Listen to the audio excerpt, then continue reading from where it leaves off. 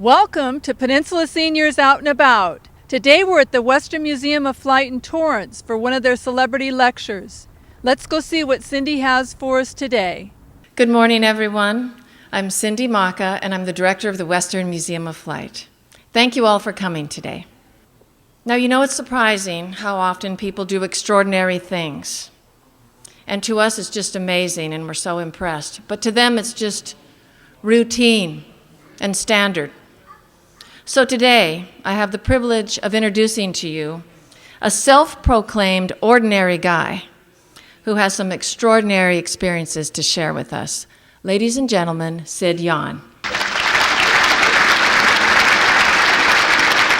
Thank you, Cindy, and good morning, everybody. As you can tell, I was bit by the aviation bug early. Like many of my generation, built model aircraft. When I was a junior in high school, 1943, and the war was on, I did take the examination for the Army Air Force cadet program. I was accepted. However, they allowed me to finish high school. 44, I went into the cadet program. The war was starting to wind down. They closed the program. However, the liaison pilot program was still accepting applications. But the kicker was you had to have 35 hours to get in that program. So I and a lot of other young men were trying to accumulate some flying time on the weekends and so forth. This J3 is what I checked out in. I did get a private license. However, this particular airplane was the first one I owned. By the time I accumulated 35 hours, that program closed. I was discharged and flew this airplane back to my hometown. In 47, when the Army Air Force became the United States Air Force, it wasn't long later the cadet program opened up, and you needed 2 years of college. At that time, I had it. I reapplied, was accepted, and of course, we flew the T-6 in basic at that time, or primary. And this shows me with the 51, and I was flying 51s at Nellis for advance there. I did have a few interesting flights in this. There was one example where a rated pilot, not a student, he was taken off, his engine quit, and like the book says, he bellied it in straight ahead across the highway there from Nellis into the desert.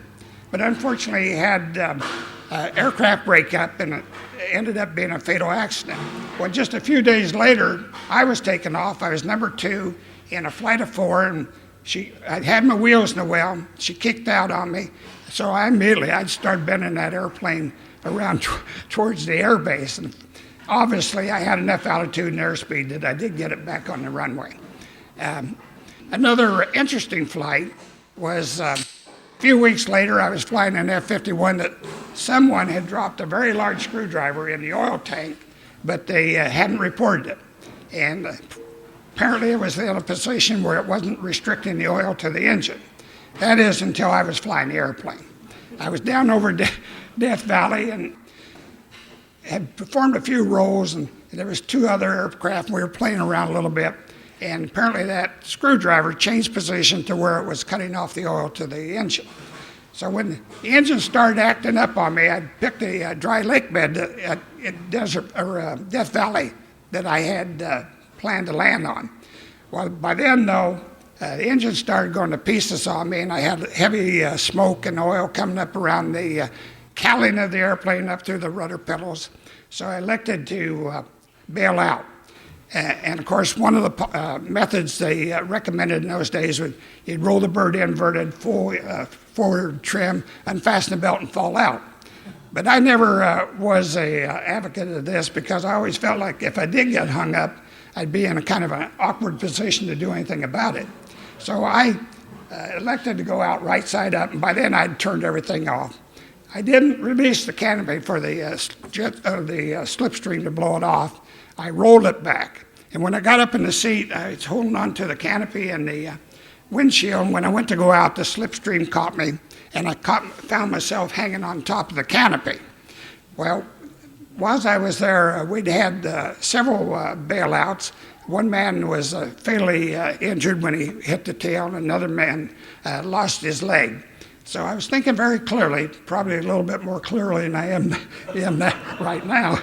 But I shimmied down the side of the canopy till I couldn't grab onto anything else on the fuselage, and I let go.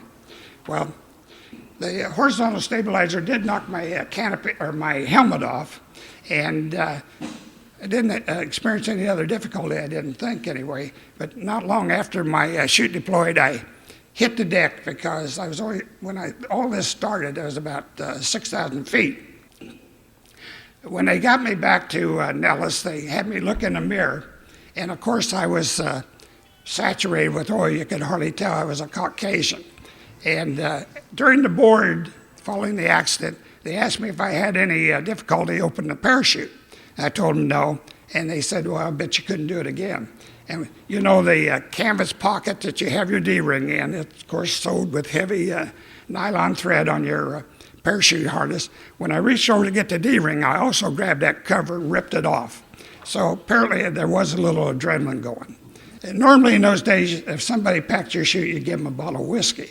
Well, I bought a whole case of whiskey, and I expected to give this to a man. I got down there, and it turned out this lady packed my parachute. I doubt if she drank, but she got a lot of whiskey anyway. And that's just 51 again. And this was my class. There was 22 of us that graduated, and this was May 1950. The Air Force had just gone through what they referred to as a Johnson Purge in those days. And a lot of good rated people were released.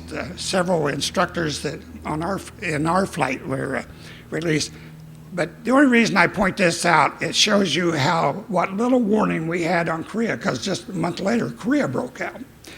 None of us went to fighter assignments. Of course, I was very disappointed. Went to Mather flying B-25s. It turned out to be a good move, however, because they did have an excellent instrument section. And flying at 25, it did accumulate a lot of actual weather, because not like a jet, you weren't on top, you were usually down in it. So by the time I got into jets, I had more time than most people in the squadron with actual weather. One day I was flying the B-25, and the tower called me, and they said, we have one opening for a volunteer for Korea. Are you interested? And I said I was, so I cleared the base that day. And I had a little 31 Model 8 coupe with a rumble seat, A1 shape, and I loved that car. And I pulled in a filling station on my way home to get some gasoline. And an individual followed me, and he said, are you interested in selling that Model A? And I said, only if you drive me home. So I sold my car. He drove me home. My wife at that time learned that the next day we were headed for Willie, where I was to check out in jets. And we lived at that time in an 18-foot trailer, so mobility was no problem. When I got to Willie, there was about 8 or 9 other men in my group with me to check out in the jet. And one of them was Joe Foss, the Marine ace during World War II. And we flew the A and B, and they had what I call the granddaddy of all simulators. We had what you call a captive air, and it was nothing but an F-80 up on some blocks, and my logbook shows I had 30 minutes in that. You'd get in, fire up the engine, exercise the various systems, the gear, speed boards, flaps, and so forth, and then you'd go out and fly the real airplane. So they did have student training at Willie at that time, but we weren't a part of it. And then they had just lesson cards where you'd read things you were supposed to do in the air. I doubt if half those guys did it. But one of them was where you'd actually stop cock the airplane and then make an air start. Well, of course, eventually downstream somebody couldn't get an air start, so they cut out that nonsense of shutting a single engine jet down in flight intentionally. But a little bit about the A and B. No ejection system. They were all, your seats were welded in place. Every start was a manual start. You get the old turbine turning and hit the air ignition, feed the gas into the throttle, and hope it hit 1,000 degrees, because that was considered a hot start. You have to shut it down for X number of minutes and start again. It didn't have a few metering device, so you had to be real smooth on the throttle, because if you moved it too rapidly, you get what you call a compressor stall, and that was very common in those days. And You also didn't have a barometric fuel control, so you had to readjust your throttle as you climbed. But as it was, I thought that it was a great airplane. At that time, it was the number one thing that you get into. So my first flight was a Flameout landing. I came around to land, and the aircraft in front of me, he got into a real severe porpoise. Actually broke the airplane on the runway. So I initiated a go-around, and as I went by mobile, they said it appeared I had a fire. Well, of course, I'm sitting on gas tanks and fire underneath me and everything. I stop-cocked that dude, and fortunately for me, Willie had several runways, and I was able to get the bird on the ground. But that was my introduction to jets. This shows some F-80s, A and Bs up at Nellis on the ramp, and that's where I went for gunnery. And of course, I love gunnery. The main thing I remember about that training period, though, there was an area up there that if you were in that area, anything went. If you saw another airplane, you could make a pass on it, or if it saw you, you could make a pass on you. Similar to the stovepipe area north of George. Anyway, I was flying a clean F-80, and that means one without tip tanks. And if you ever flew one, in 30 or 40 minutes, you better be on final, because otherwise you're going to be out of gas. But anyway, I saw this 86 below me. They had a few 86s at Nellis at that time, and I couldn't resist. So diving on him, my plan was to go under him, pull up and do a few rolls and show myself a little bit. And I was pulling quite a few Gs, and it was fairly low, and I hit the turbulence from the desert. And of course, instantaneously pegged the G meter. Well, like all good pilots, when I got on the ground, I pushed off that G meter to 0, signed the airplane off. Well, the next morning, a full colonel come in and a couple of henchmen with him. They were looking on the board, and finally they called my name out, and they wanted me to go with them. So they took me to the airplane I was flying that day, and they wanted me to look down the wing and tell them what I saw. Because I saw a few wrinkles in the wing, and I pointed that out. Then they took me by the tail, and they said, "You see anything different?" And of course, the horizontal tail was bent up a little bit, and that was before they put that reinforcement plate on there. And so I class 26 the airplane. If you're not familiar with class 26, that means it's not going to fly anymore. They maybe take some parts off of it, but well, needless to say, they were a little unhappy, but I was close to the end of the training program, so I got into pipeline for Korea. I was assigned to the 44th Fighter Squadron at Clark Air Force Base in the Philippines, and that was kind of a holding place for F-80 drivers going up to Korea. As they needed them in Korea, they'd send us up there.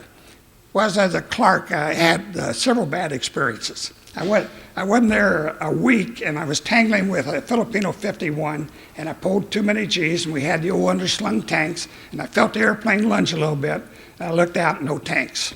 So they'll forgive you once for that, and you should learn your lesson. But it wasn't but a few days later, and I did the very same thing. Well, this time they weren't so considerate.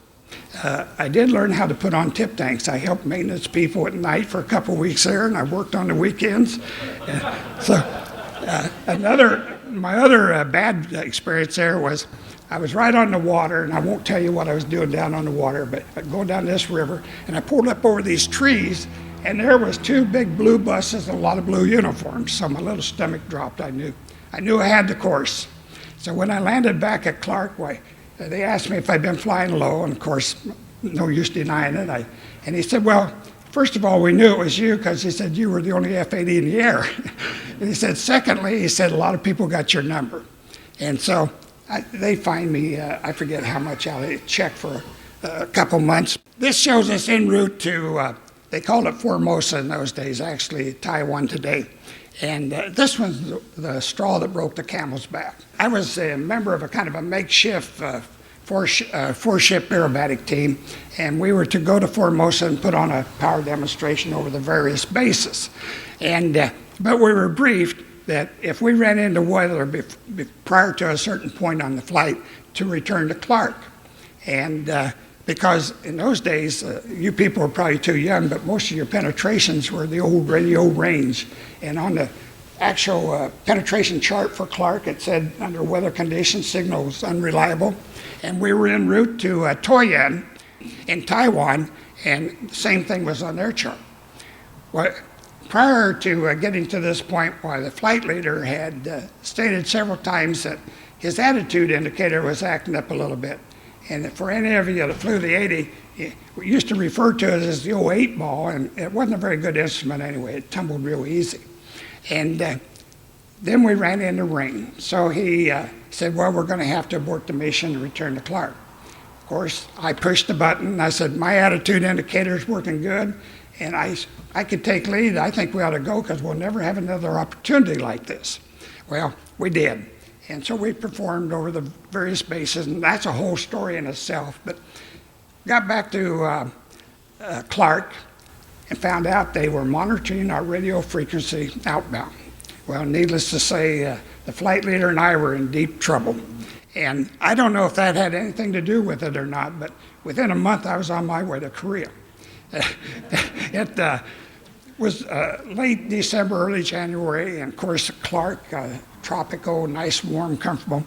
And I got off that airplane at K-14 at Seoul, and I was freezing. I know it had to be below zero. You can tell this is summertime. I just got back off of a combat mission. It was fun because F-94s come in for the first time in Taiwan, or Korea, and the leader pitched out and come around and forgot to put his gear down. So I stood on the wing and watched that thing slide by. And we made up a little song, of course, that we used to sing the 94 Drivers in the Club. This is what I was assigned to that night, a 4-man tent. And I don't think I got warm until the following summer. I think all pilots have a soft spot for children. And of course, we picked up several. We called them all skosh, meaning small and Japanese. A typical scene at that time in Korea, I think they put more material on an A-frame than we put in a pickup truck. This picture, a lot of you have probably seen this photograph, and I've been told it's in the Air Force Museum. You can see the 37 40 millimeter going up past the tail. He's just dropping a can of napalm. When I went to the instrument instructor school down at Moody, I was in the commander's office, and this picture's on the wall. And I said, well, that's an interesting picture. And he said, oh, yeah. And he said, we have the pilot that was in that airplane. And he named him. And, of course, I knew the guy. He was in the flight, or in the squadron, but he wasn't in that airplane, I guarantee you. But I kept my mouth shut. I thought, well, if he can make some mileage off of it, more power to him. But about a third of the way through my tour, I did come out on squadron and group lead orders. And that's where that weather time paid off at Mather. And I had led the squadron that morning on this very same target. It was a napalm run, and a number of us picked up battle damage, so we knew it was a hot target. On this particular pass, we lost our squadron commander. It was his very first mission as squadron commander. He'd just been assigned the task. And we also lost one of our flight leaders, a real fine young man. And I and my other 2 men have already gone past this point. This was my number 4 man, and 5th Air Force had sent a photorecce RF-80 down to fly with one of our flights that afternoon, and he was assigned to fly with me. So he's the individual that actually took that photograph. But the individual in the airplane, his name was John Shannon. He's still alive, but he lives in San Francisco. This is a training command, but I'll back up a little bit. When I kept flying, and 100 missions was a normal tour, but I wanted to fly F-86s. And because if you've been in the Air Force, you know you can tear up all the trucks you want to, sink boats or anything else, so what? Shoot down one airplane, hell, they're hanging flowers on you and medals and all kinds of good things. And I wanted to stay in the Air Force, so I wanted to shoot down some airplanes. So I had put in to go across the field to the 51st flying F-86s where I could shoot down some birds. But by that time I had 125 missions, and they come out with a policy that anyone over 100 missions had to go home. And interesting part of that was the group commander called me in, and he said, by that time I was operations officer of the what we called RTU, Replacement Training Unit. So I had as many non-combat flights as I did combat flights because I gave people instrument checks and checked out new people for all 3 squadrons. And because we had I was assigned the 80th Squadron, and we had the 35th and 36th also flying 86s, or I mean F-80s, but across the field was the 51st fighter wing that flew F-86s. And the group commander called me in and he said, Sid, we're going to send you back to the Philippines where you can help them set up an RTU. And I said, sir, I said, if you think anything at all of me, please don't send me back to the Philippines. And so I told him why, and so I ended up going to the training command. At the flight here, I usually always I'd put a little dilly on the board every day, and I'd sign it to Phantom Poet. It'd have a safety theme to it without ever using the word safety, because I'm under the belief that the minute you tell a bunch of pilots we're going to have a flying safety meeting, half their brains are turned off. So, like I'd say, oh, Jim come in, he pitched it real tight, she shuttered and stalled, he's not with us tonight, or something like that. And I was always bad-mouthing the Navy, you know. Of course, I love the Navy, really. But to the students, I'd say, never, never, never fly down a railroad track, because I said, you'll have a head-on with a Navy guy come the other way, because I said, that's how they teach them to navigate. And then about that time, this is the early 50s, you had a P-4Y out here. The crew bailed out. Navy sent up several airplanes to shoot it down. It didn't shoot it down. Finally, the poor airplane ran out of gas and it crashed out in the ocean. And I had that on the bulletin board, you know, example, Navy gunnery and so forth. And I'm getting ahead of myself a little bit there, but for my farewell party, I had about 15 instructors, so they had all written ditty about something I did was I was in the training command and signed it to Phantom Poet, and the darn students had taken my name and, of course, doctored the age and everything up and submitted it as if I was applying for Navy aviation training. And so they presented that to me. I was stationed at Foster and then later at Bryan. And I had some good duty. I had a number of Flameout landings. I won't cover all those. And then I flew to 28. And I had a few dead sticks. I can think of 3 real quick. I threw a prop one time. I had the whole engine case crack open once, and then I had my fuel control go bad on me, and I could keep it running a little bit with the primer, and finally she quit on me. And Texas A&M was building a ag airplane, and they had a little strip there, and that's where I set it down. But one of the interesting things, I'd always wanted to fly over all the states in the District of Columbia in one weekend cross country. And I volunteered to help every weekend to help other flights. My wife will vouch for that. There are very few weekends I was home. And it was nothing for me in those days to fly maybe 3 or 4 flights in one day and 1 or more flights above 40,000 feet. Well, unfortunately, I had a student that come down with what they called chronic hypoxia. And the base restricted me then from only 2 flights a day when I was conducting student cross-country training, and only one could be at 40 and above. So that just about shut down my secret plan to fly over all these states. But one day I was flying T-Bird, and I got a call, and they wanted to know if I would give behind-the-line pilot a 1,000-mile cross-country checkout. And I said, of course, you know. And that usually amounts to 1 flight out and 1 flight back.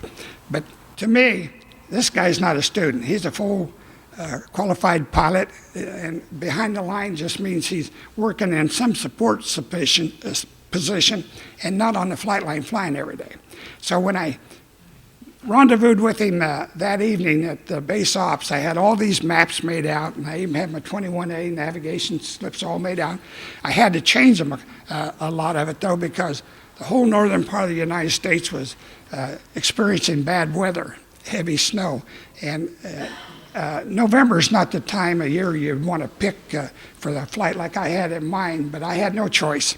And so off we go. I'll cut the story short. We made it.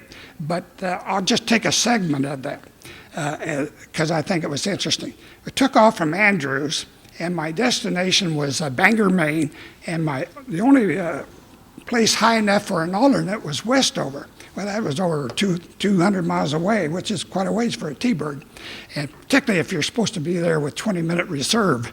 because I knew once I started down on the penetration, I wasn't going to make it to the alternate. So got there, 2 Bangor, and it was still above minimums, and I was flying the bird then. I went down on the penetration, and I lost all air-to-ground communications. I let down the minimums, and I hadn't broke out, so I executed a missed approach. But when I pulled my gear up, I could read them again. So I told JCA, give us, and they advised me that the field dropped below minimums. So I had to declare emergency because I didn't want to get a violation. I didn't tell them anything about my fuel state. And so I told them not to panic if they see me break out and I don't have my gear out, I'll put it down in because I associated the gear with the radio problem. So, and I briefed the pilot with me that we'd try. If it was unsuccessful, we'd climb to fuel starvation, and on my command, I'd go out first since I was in the back seat, and then he'd go out. He wasn't any good to me from that point on this flight.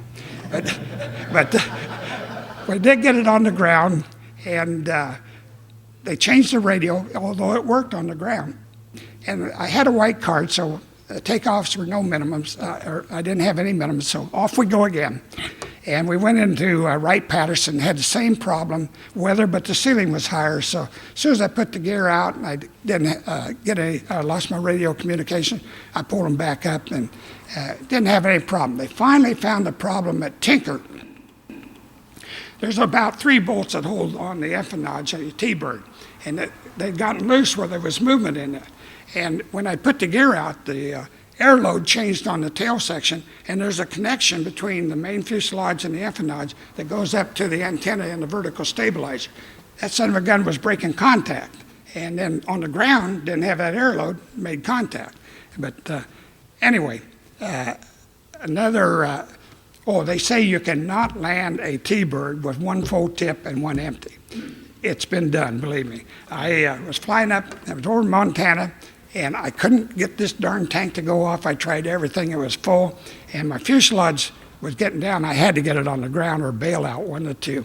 And it was snowing, and I tried a simulated landing pattern at altitude, and I couldn't hardly hold it. And they advised the Dash 1, if I remember correctly, if you have to hold over 150, bail out. Well, I didn't want to bail out over Montana, starting to get dark and snowing.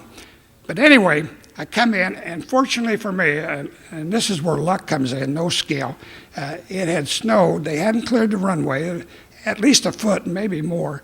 And when the old tip come down, it was sliding in the snow. And actually, I stayed on the runway until just towards the end, did go off in the parking area, and fortunately nothing there for me to hit. The manager of that airport had a drum, a 55-gallon drum with a pump on it.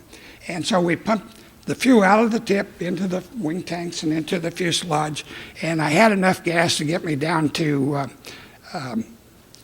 Hill, where they fixed the problem and gave me a new tank. But I didn't split that tank open. I've been in deeper water.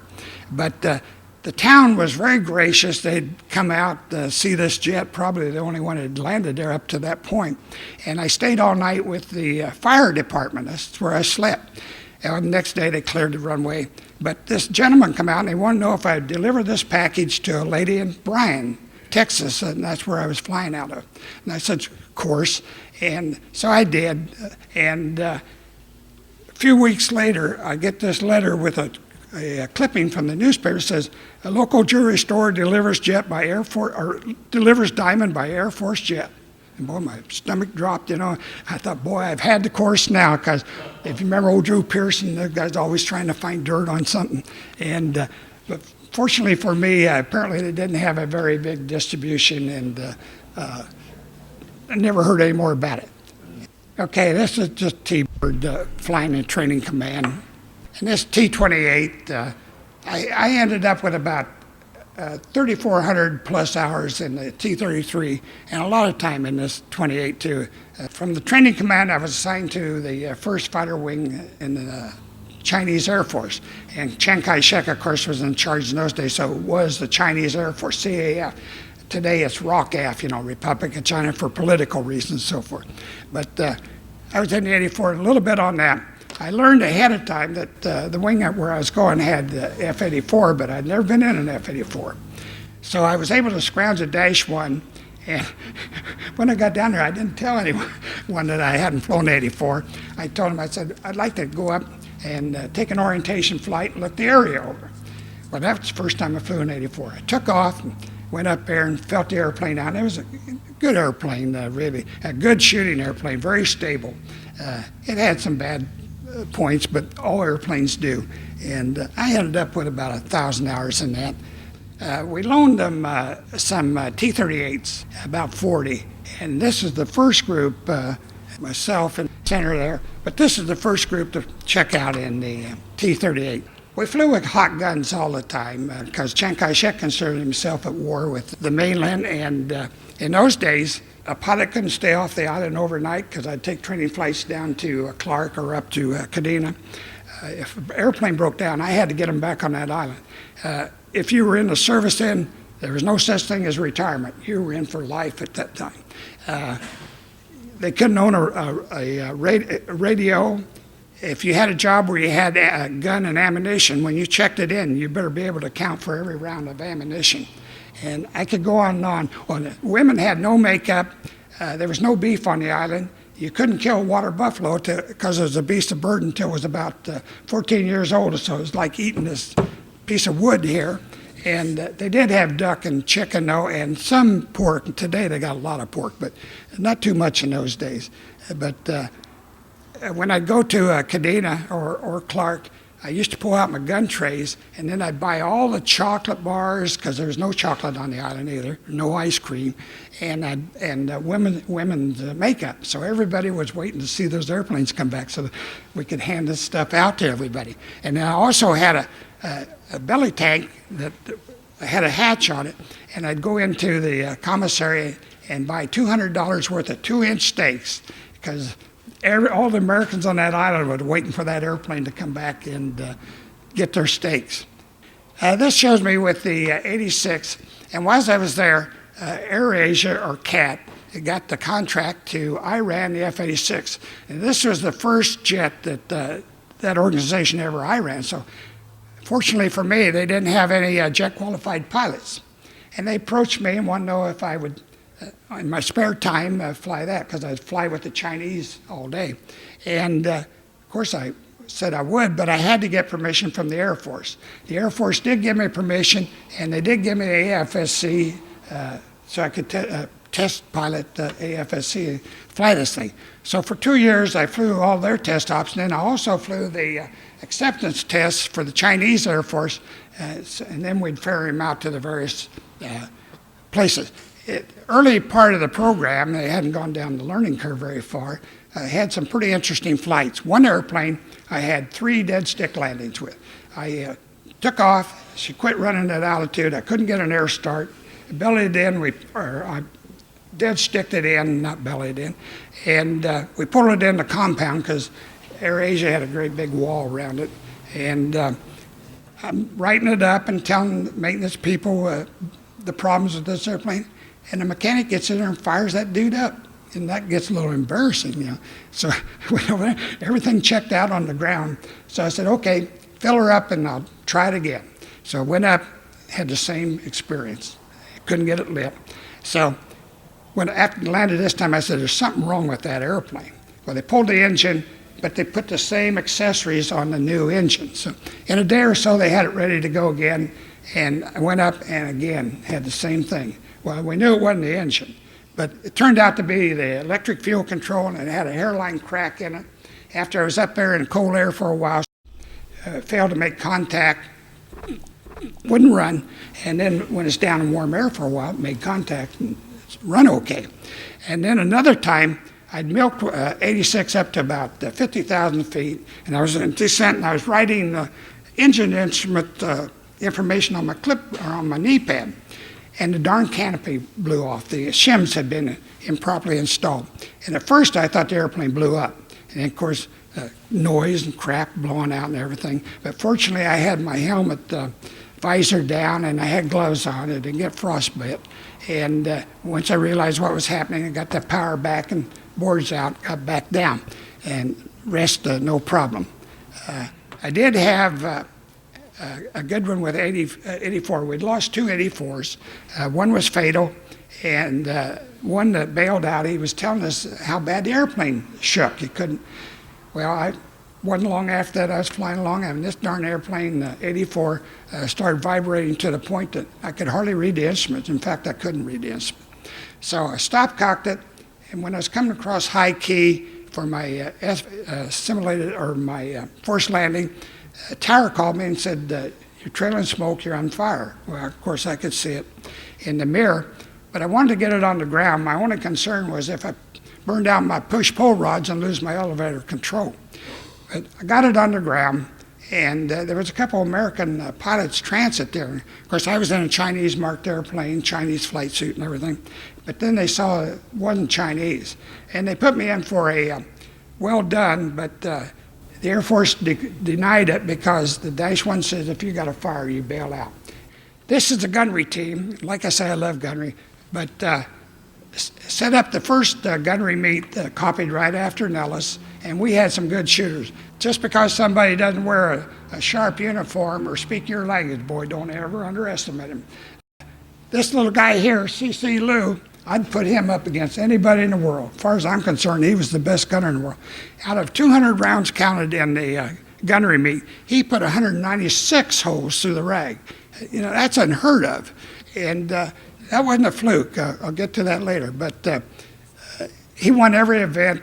He was in for 2 years, and then they wouldn't let him shoot anymore. He also knocked down the first MiG with an 84. Of course, they wanted the 86 in the early days because the Chi-Coms already had the 15. But my thinking was, we'll stay down to mid-altitudes, like 25, 20. If the MiG wants you, he's got to come down. And if you're alert, you see him coming in, you trade a head-on pass. And the rate of fire then is on your side with your 650s versus his 3 cannons. But he knocked one down. So he was the local hero there for a while. Okay. While we're on that, though, the Americans had a squadron of F-86s up in Korea at that time. And periodically, they would rotate down to Tainan, and we had what we call Bamboo City at the far end of the field, and they would stay there a couple weeks. Well, the squadron commander of this American squadron had one Nellis, and so he liked gunnery also. He saw us coming in, dropping the rag, and he come down, he said, Yahn, we'd like to shoot against you guys. And I said, when do you want to shoot? He said, this afternoon. Boy, he couldn't wait. Well, I picked out old CC and a bunch of other good shooters, and the low man on our rag was 51%. That's high. But CC that day had 89%. That target was riddled, and of course we all shot different colors for counting the holes. The Americans come in and dropped their rag, and out of 4 American 86s, they had a total of 19 holes in that rag. It looked like a brand new target. But what he failed to realize, you know, if you were in the Air Force, you were lucky if you got to go to Nellis once a year to fly a couple weeks to gunnery. Or if you were in Europe, you went down to Libya. Well, gunnery, like anything else, you got to do it all the time to maintain a decent proficiency.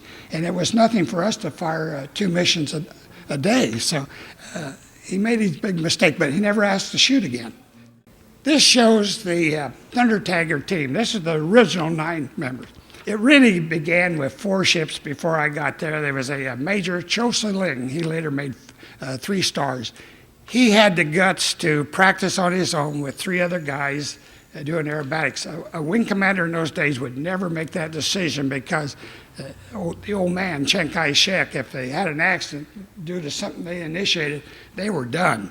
But Cho did this. Well, there was an American senator visiting Tainan. Cho had been tasked by the wing commander to make a flyby while the senator was on the flight line. When Cho come by, they did a roll. That's the first aerobatic demonstration on that island, and maybe in Chinese Air Force, I'm not sure. But they told me during scuttlebutt, pilots just talking, that the old commander just turned white. But the senator turned around and congratulated him.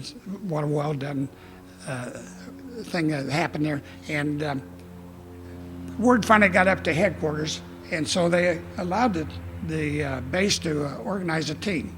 But then I was over there, and we organized the Thunder Tigers.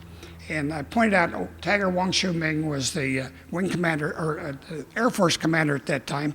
And I happened to be in Taipei, and I went in this restaurant, and the Tiger was at a table, and he also had General Chiang Wei-kuo. That's Chiang Kai-shek's youngest son. At that point, he was the commander of all armor units on the island. And during the discussion, I just pointed out on a napkin there that the Chinese could do anything the Blue Angels do or the Thunderbirds do with 4 and 6, we could do with 9. And he didn't think MAG, Military Assistance Advisory Group, would prove that. So I won't go what I said at that time, but anyway, the team was formed. And our first performance was for Chiang Kai-shek over his summer home. Then it was kept under wraps and went down to the International Air Show in the Philippines. And they're flying 9-ship formation, and this isn't just a flyby. They did their loops, rolls, everything, bomb bursts with the 9-ship. Down there, while the weather started dropping, the Americans were down there and about 6 or 7 other countries that were going to participate. And so the Americans went first, and they did what they called the low-level routine. And so the other air forces all followed suit. Well, we were to fly last. And General Louis, who was the head of the Combat Air Command at that time, the equivalent of our TAC, he said, I don't think we better do any over-top maneuvers. I said, well, I've already alerted Republic to be here because we're flying Republic aircraft, and for Aviation Week. Well, cut the story short, did do over the top. Roll was no problem. Loop, they're in the weather a little bit, but still real no problem. But on the bomb burst, the first 4 broke, the others are in the weather. And I figured, we're going to have fun today. Those little devils dropped out like they had compasses up their fanny, and they were right on point. And so when they landed, they couldn't get into parking area because crowd swarmed out.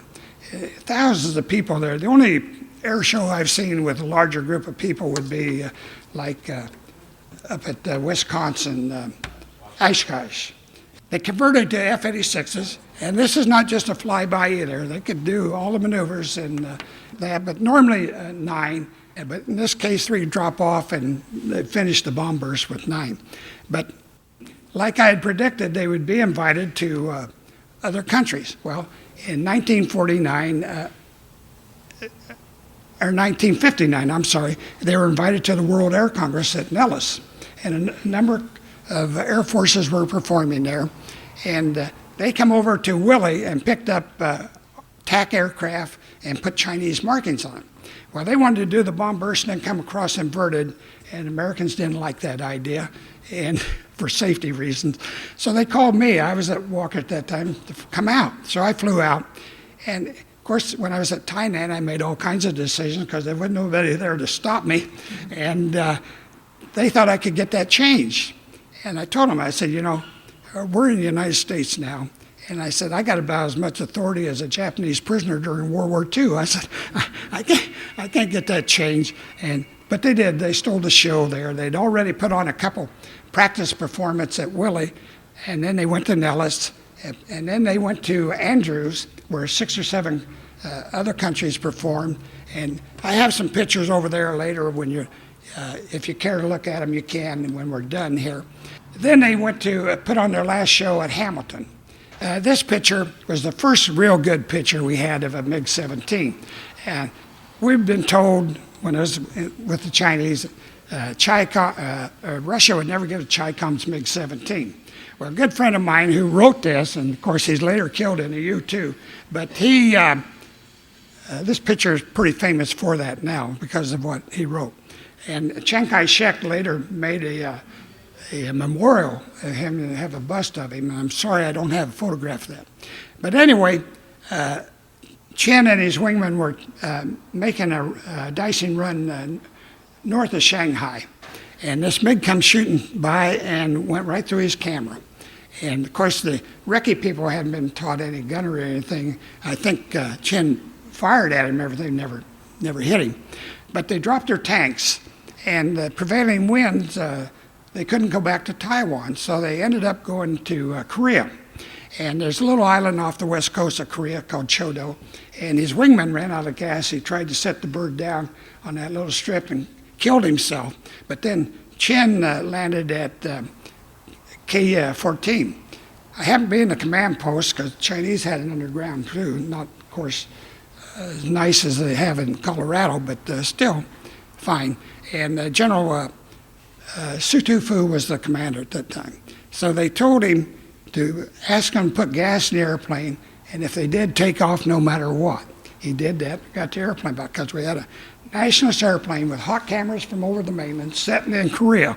And I don't have to tell you what kind of problems could develop from that. But they did a lot of combat flying in those days, and one of them, or a lot of recce flights too. They started off with the old 80, RF-80, then they went to the 86, they went to the RF-84, which they're flying this day, then Voodoo. A good friend of mine that got shot down over the mainland in his ejection, he got his arm amputated. They kept him for a number of years and then released him, and he come back to Taiwan, and that's when I learned what happened to him.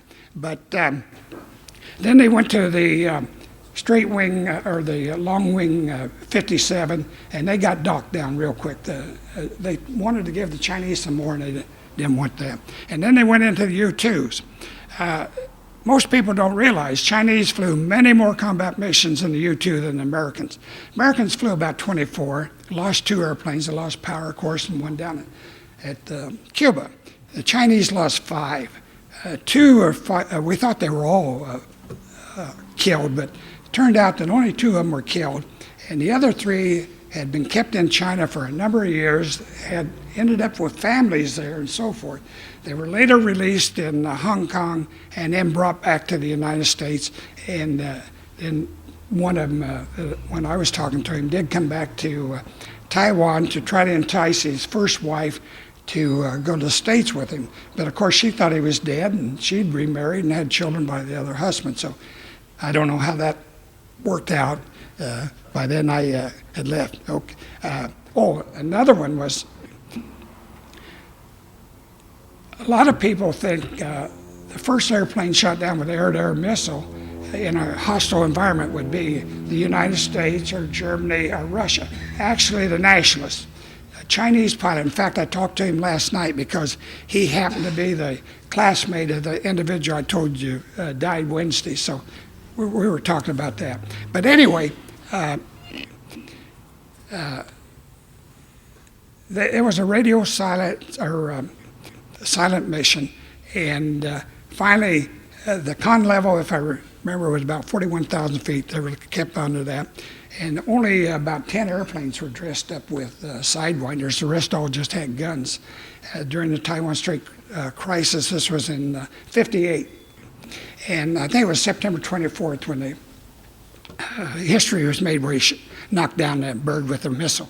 But Colonel Lee, who was leading the main flight that day, got credit for that, although Chen was flying his wingman, his number 3 position.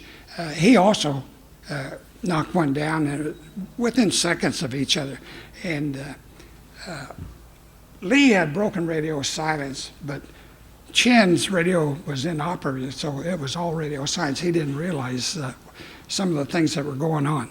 But one individual that has a hangar on this base, old Ed Caston, he was stationed with the Chinese as a tech rep in Hsinchu at that time, and he helped them dress these airplanes up with sidewinders and get ready for this mission. So anyway, that's a story in itself. From there, I come back to SAC. Again, very disappointed, and I had a lot of people trying to get me back in TAC, but it didn't work. Once you're a combat crew qualified, you either die or retire if you want to get out of SAC.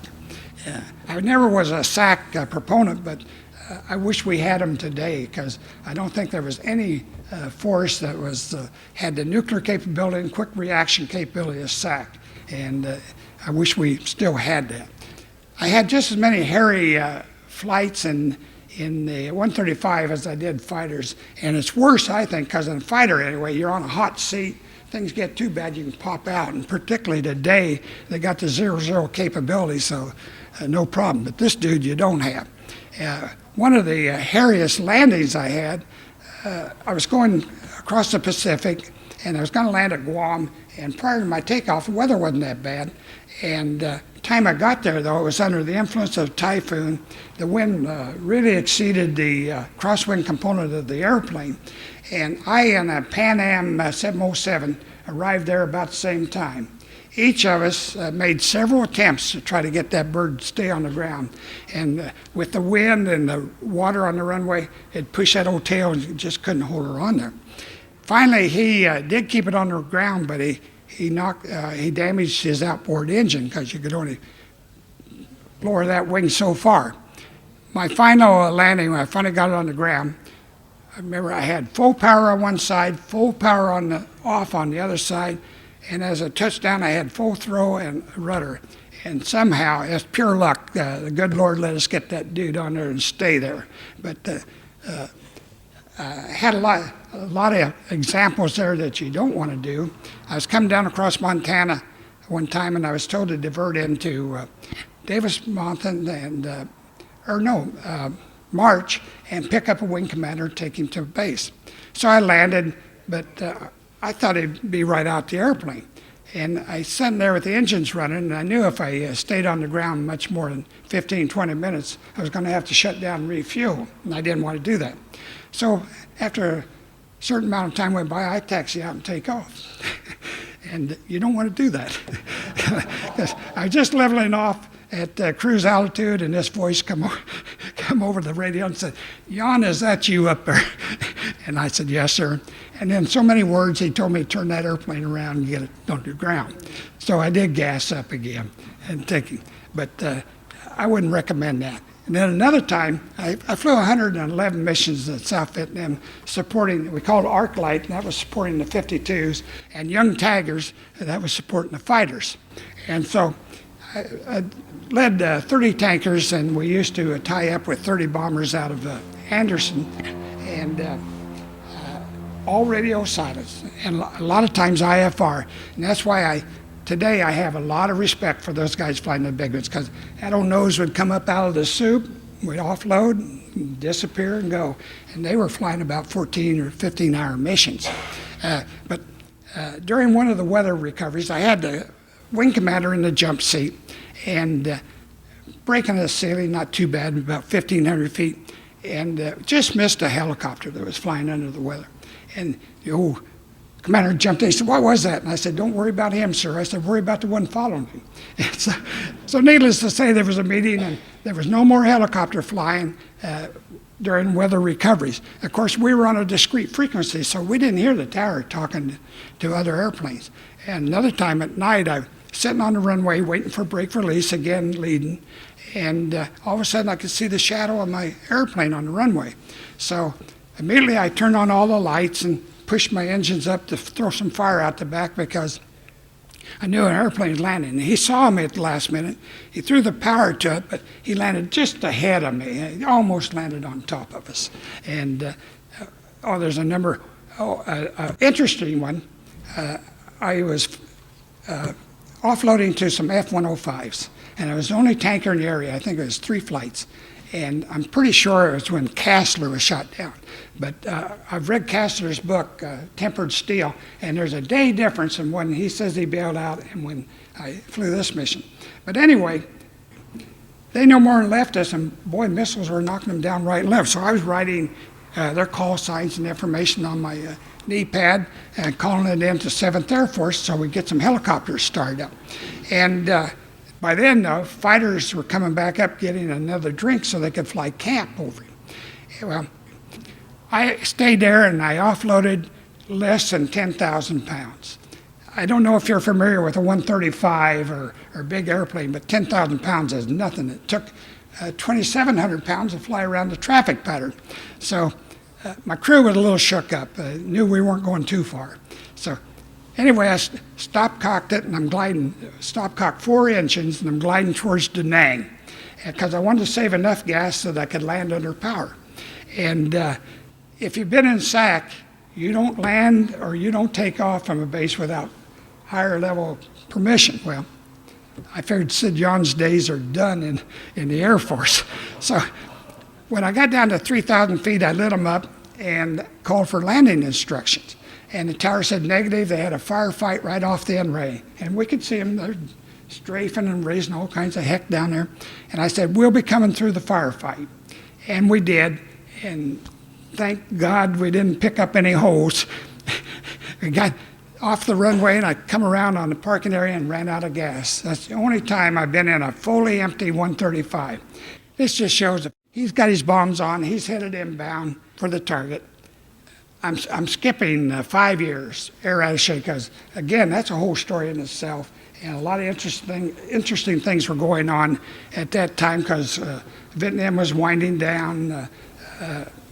Taiwan played a big role in that. They had a big base there in the center, CCK of the island, where we had a large KC-135 operation and a C-130 operation. And then they had an area we called Linko with antennas. We monitored all the radio transmissions on the mainland.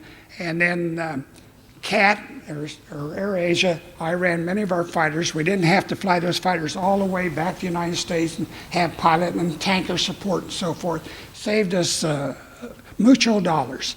And the United States did not have any other window to China mainland. We relied on the ROC for that. And we can be thankful. They did a lot of things that were really never publicized much, and why I don't know. I did retire in '74 and went to work for Northrop. This shows TV Jones, and it's over in Taiwan. At that time, I had the Taiwan Taipei office, and talking to the Prime Minister Yu and Secretary of Defense Admiral Sung. I'm sure you know all three of these gentlemen. In fact, I think Frank used to keep a T6 here. And of course, TV Jones, but Dr. Payne too, very interesting people.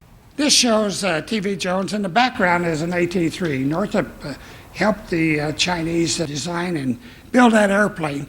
The man on the far left, that's Dr. Hua.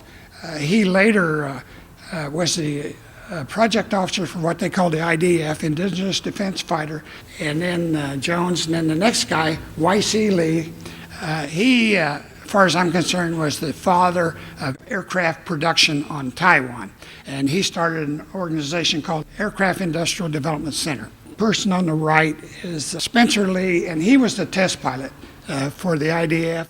Okay, I thank you all, and I hope someday to hear your story. Thank you for watching Peninsula Seniors Out and About here at the Western Museum of Flight in Torrance. I'm Betty Wheaton. I'll see you next time.